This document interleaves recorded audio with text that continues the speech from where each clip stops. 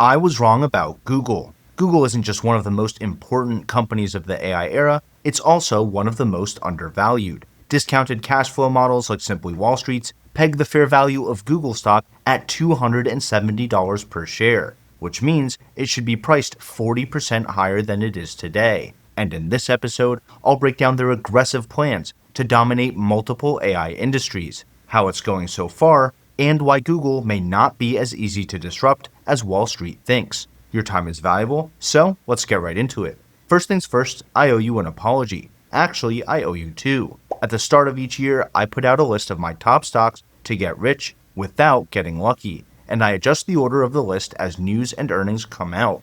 But even though I've covered most of these stocks multiple times, I haven't been keeping up with the list itself because of all my travel to different AI conferences, as well as getting married. Yeah, it's been a big year, but accountability is important, and I'm sorry for not following up. So here's the list in the exact same order as it was in January, as well as each stock's performance year to date and its performance versus the S&P 500, since the whole idea is to get rich without getting lucky. As you can see, we're absolutely crushing the index, even though we haven't touched this list since the beginning of the year. The best way to find winners and avoid losers is understanding the science behind the stocks, and that's where my second apology comes in. About a month ago, I made a video about my new Magnificent 7 for the AI era, and I kicked out 3 companies to make room for TSMC, Broadcom, and Palantir. That way, I'd end up with exactly 7 stocks on the list. But the 3 companies I kicked out were Apple, Tesla, and Google. That caused a lot of confusion in my comments, and I'm sorry for that too. I should have just kept the list at 8 companies instead of trying to be so clever. So let me make up for everything by explaining how Google actually makes their money, why Google is so undervalued even though it's one of the world's biggest companies, how Google could win the AI race when most analysts think it's AI's biggest loser, and of course where it belongs on my list of stocks to get rich without getting lucky. There's a lot to talk about, so let's dive right into how Google actually makes their money. Google operates in 3 huge markets, all of which are benefiting big time from AI. First, there's digital advertising. Digital ad spend is expected to more than double over the next 8 years, which would be a compound annual growth rate of 10% through 2033. That's a relatively low growth rate, which is why some analysts are expecting low growth from Google. But spend on AI in advertising is expected to more than 7x over that same timeframe, which implies a compound annual growth rate of almost 30% over the next 8 years. AI in advertising focuses on optimizing the costs behind buying and selling online ad space, as well as personalizing ads to individuals, targeting and retargeting them across different platforms, recommending products and service across multiple stores, and even predicting future customer behaviors. The biggest bear thesis against Google is that generative AI tools like ChatGPT and Perplexity are going to destroy the online ad industry by skipping websites altogether, which means users won't see or click on all the ads displayed on all these web pages that they browse on their way to their final answer. And I actually think that part is true. Google's network revenue refers to the money that they earn from displaying ads on websites and in apps in the Google AdSense program, and it's down 1% year over year. But Google Search itself brought in $54.2 billion last quarter, which is actually up 12% year over year. Said another way, just Google's search revenue is still roughly 25% more than all of nvidia's quarterly revenue. And the reason that it's growing instead of shrinking, like most analysts expect, is because of AI overviews.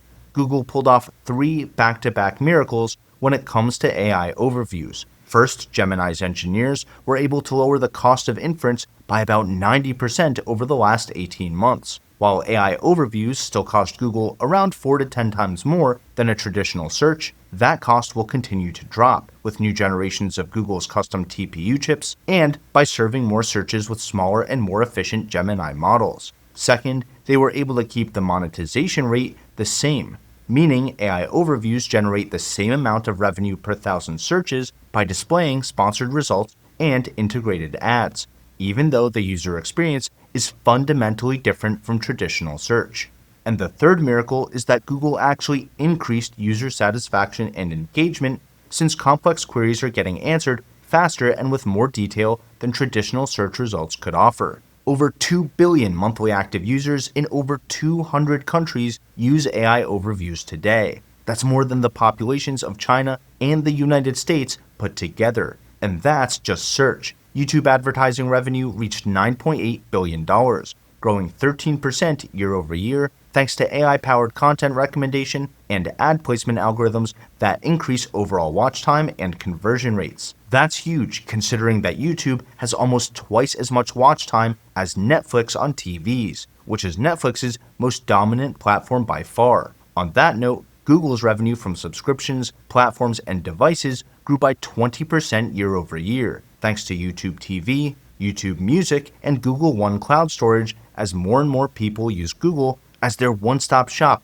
for videos, music, their workspace, and all of their data. And speaking of data, I found out that over 100 online data brokers were selling my personal data, and they might be selling yours too. That's why I joined Delete Me, the sponsor of this video. Delete Me is a hands-free subscription service that will remove your personal information from hundreds of online data brokers. You just sign up, enter your information, and let their experts get to work. They've reviewed almost 50,000 listings for me so far, saving me countless hours in the process. After 7 days, you get a privacy report showing everything they've done. I've been with Delete Me for years now, so I just got my 11th report, and these data brokers had way more than just my personal information. They had my wife's and my mom's too. But here's the best part. They'll keep scanning these websites even after they remove my data. And I get my own privacy advisor if I want to talk to a real person and make a custom removal request. So if you care about your data and your family's privacy, you can get 20% off any consumer plan with my code SYMBOL20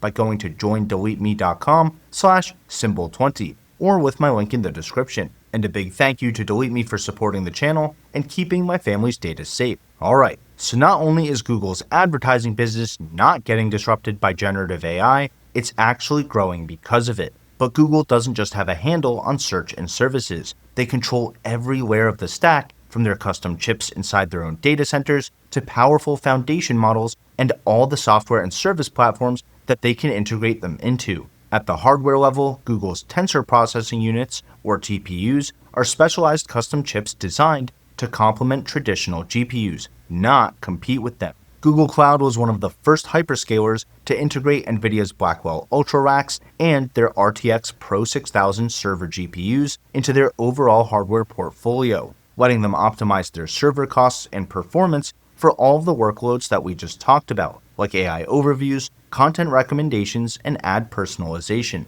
Google Cloud revenue came in at $13.6 billion, which is up by 32% year over year. That means that Google Cloud is now a $50 billion per year business, all on its own. But more importantly, operating income for Google Cloud more than doubled, coming in at $2.8 billion versus just $1.2 billion a year ago. That means Google Cloud's operating margins just jumped from 11.3% last year to 20.7% today. Now let me tell you something that will put you ahead of almost every Wall Street analyst that covers this stock. When it comes to cloud service providers, it's true that Google Cloud is almost 3 times smaller than Amazon Web Services and twice as small as Microsoft Azure. But what that doesn't take into account is that Google Cloud has the highest percentage of large AI workloads as a fraction of their overall output, and by a pretty large margin. The global cloud AI market is expected to more than 10x in size over the next 8 years, which would be a compound annual growth rate of 34% through 2033.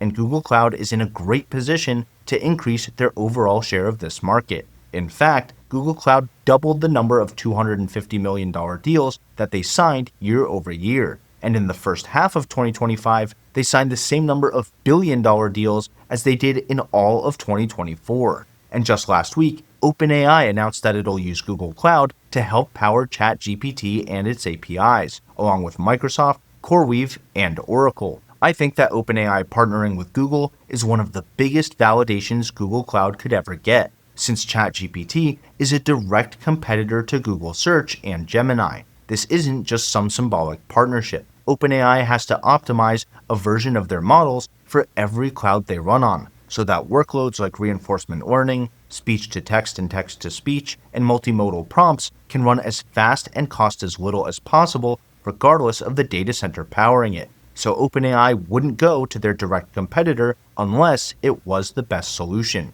And on the flip side, Google just raised their CapEx budget for 2025 to $85 billion, making it the largest single-year infrastructure investment ever in the history of tech companies. About 2/3 of that money will go towards data centers, including chips, TPUs, and GPUs powering generative AI and cloud workloads, with the other third going to data center facility construction and global network expansion. And if you're an investor that's wondering if they'll ever see a return on all this AI infrastructure spending, Google's CFO just said that Google Cloud has a $106 billion backlog of demand as of their latest earnings call. So yeah, I expect to see returns on that invested capital much sooner than later. But the crown jewel isn't Google Cloud or AI overviews in Google Search. It's actually the AI model that brings them both together. Over 85,000 enterprises use Gemini to build applications, which is up by 35x year over year. Not 35%, 35 times. The Google Gemini app itself recently crossed 450 million monthly active users, with daily requests growing 50% quarter over quarter. As we get further into the AI era, every frontier model is finding a way to differentiate itself from its competition. For example, xAI's Grok is optimized for real-time social discussions and web data, and Anthropic's Claude models are the best choice when it comes to coding and long-form reasoning. But Gemini's big differentiator is that it was engineered from the ground up to combine text, image, audio, and video instead of being retrofitted with those modes like all the other models. Gemini also has a 1 million token context window. A context window is the amount of information an AI model can keep in mind at once while it answers questions or follows a conversation. Gemini's context window is big enough to fit the entire text of the Lord of the Rings trilogy and The Hobbit, and have space left over. Not that I know that from experience or anything.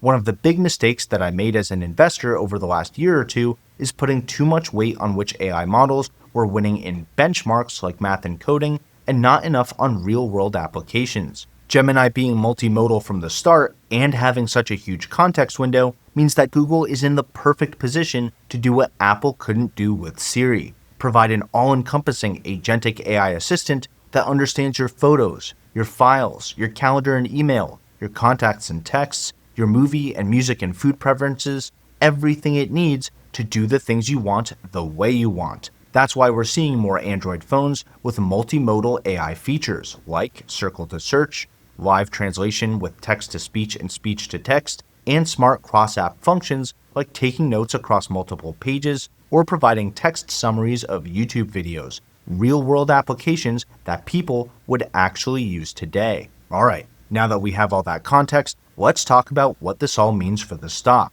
And if you feel I've earned it, consider hitting the like button and subscribing to the channel. That really helps me out, and it lets me know to make more content like this. Thanks, and with that out of the way, let's talk about Alphabet stock.